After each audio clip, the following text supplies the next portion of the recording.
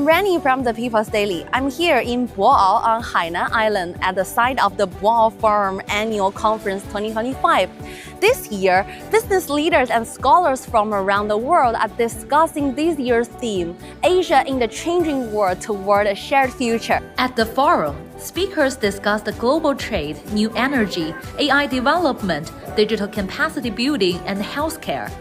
Many entrepreneurs and scholars shared their concerns and exchanged views at the Boao Forum. I'm enjoying my time so far. We collaborated with the Boao Forum on the flagship report on green transition in the energy sector in Asia. Certainly, China's economy is so large and also a major player in the energy sector. So I'm very curious what kind of policy discussion is taking place here. Business leaders are closely watching the development of China's economy and potential opportunities for cooperation. China has been very clear and forthright in trying to plan out a sustainable future. It has very clear targets that it wishes to undertake and policies that are incrementally being rolled out. I have been working with China for a number of years, and so I remain optimistic about the ability of China to meet a number of these targets. So I'm very impressed by the fact that at the same time, the policymakers have very important targets that they want to have, like the 5%, but at the same time that they are transforming also the economy from an investment economy, outside economy, into also focusing inside and on the consumption, which I think is the right thing to do, and also to be working on the quality. We work for 40 governments around the world, mostly emerging economies, that look up to China.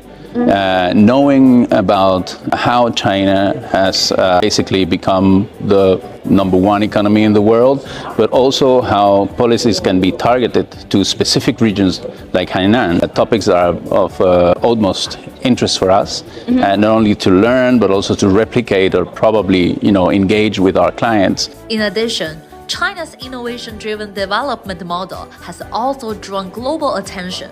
It not only advances the country's own energy transition, but also serves as a model for the world. Chinese company leveling up their game and going from being producers of intermediate goods to being producers of highly sophisticated, high added value goods. So first, and I really applaud what China has done over the last 3 decades.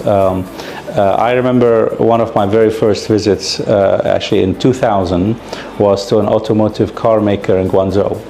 This was 25 years ago. But my point is, there was the foresights a couple of decades ago of how to look at new innovations, new means of harnessing energy and carrying on our daily lives. I spoke with many guests at this year's forum.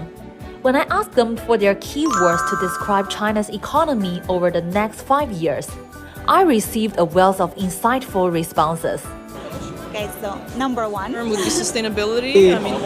Consistent. Increasing in productivity. Recovering and with government policies. Strategic.